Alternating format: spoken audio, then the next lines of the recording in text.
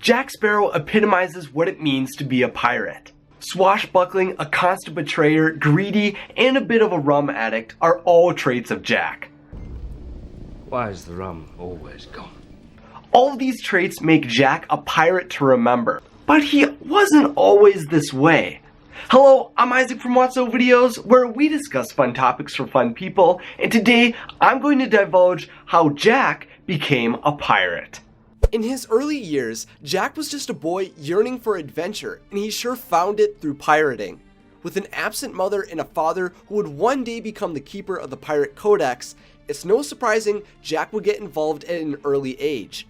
In the novels Pirates of the Caribbean Jack Sparrow, we learn he began his days on the seven seas as a teenage stowaway sailing aboard the Barnacle with a ragtag crew.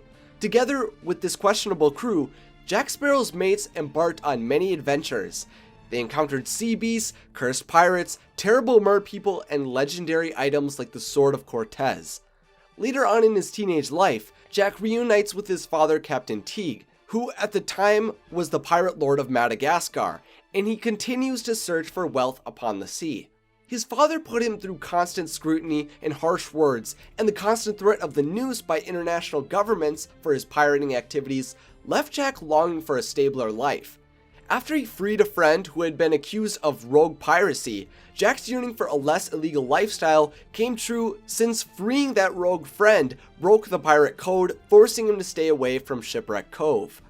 With Jack's yearning for the sea never ceasing, and with his banishment from pirate activity, he eventually decided to create a legitimate career. In Pirates of the Caribbean, The Price of Freedom, we see Jack Sparrow at the age of 25 as a successful clean-cut merchant who had become a first mate for the East India Trading Company. But that didn't mean his alterations with pirates had ended. When Jack's ship is attacked by pirates and his captain dies in the battle, he suddenly finds himself in command. Through his smooth and skillful negotiations with the pirate captain, who turns out to be a woman from his past, the result is a favorable outcome for him and his crew, which gets him noticed by Cutler Beckett. After making port in Africa, Jack is summoned by Beckett, who makes him a captain of a ship called the Wicked Wench, which is the same name of the ship in the Pirates of the Caribbean ride at the Disney parks. Just a bit of hardcore Disney trivia the next time you're on Pirates of the Caribbean. With this new ship and crew, Beckett gives Jack an assignment.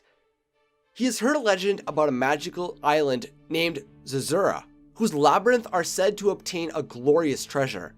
Beckett suspects that one of his house slaves, a girl named Aisha, is from Zazura, so he commands Jack to take her on his voyage and seduce her into divulging the island's whereabouts, and in exchange for his service, he will gain a portion of the treasure. But this task isn't as easy as Jack initially believes. Before she agrees to reveal the location of her home, Aisha insists that Jack take her to the New World to rescue her brother, who has been sold into slavery in the Bahamas. Their voyage is long and taxing, and as they weather vicious storms and a surprise attack from an old pirate foe, Jack grows to respect and admire Aisha, and his growing empathy for the girl is Jack's undoing in the East India Trading Company. After only gaining a small amount of treasure from the perilous island but stating Kerma never existed to protect Aisha, Beckett doesn't believe Jack's tale and punishes him for his ludicrous stories. Beckett loads the wench with a cargo of slaves, which deeply upsets Jack, for he once was enslaved himself. In response, Jack refuses to take part in the removal of freedom from people, so he betrays the trading company by dropping off the slaves on Kerma and heading west with the now stolen wench. But he only escapes for a few days before the East India Trading Company finds and imprisons him. Beckett brands Jack with a P on his right forearm, marking him forever as a pirate. To truly take revenge on Jack, Beckett orders his ship to fire on the anchored wench. Seeing the wench in flames, Jack breaks free from his captors, dives into the ocean, and swims for his ship, hoping to save her. But it is too late, and Jack sinks with his ship. He is not dead though. Jack ends up on the path to the land of the dead and speaks the magical incantation that summons Davy Jones. Jack and Jones make a deal. In exchange for resurrection of the Wicked Wench and 13 years of captaincy, Jack promises his soul to Jones. With the hull and sails of the wench now charred and black, Jack renames the wench to the Black Pearl and begins a new life as a pirate.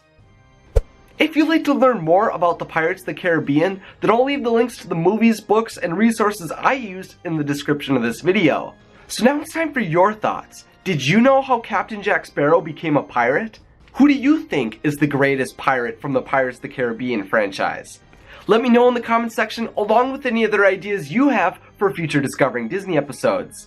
If you enjoyed this video and you'd like to see more like it, then remember to subscribe to Watso Videos and click the bell if you'd like to be notified when I post. To help grow my channel to infinity and beyond, then consider supporting me on my Patreon page. Thanks for watching and have a magical day.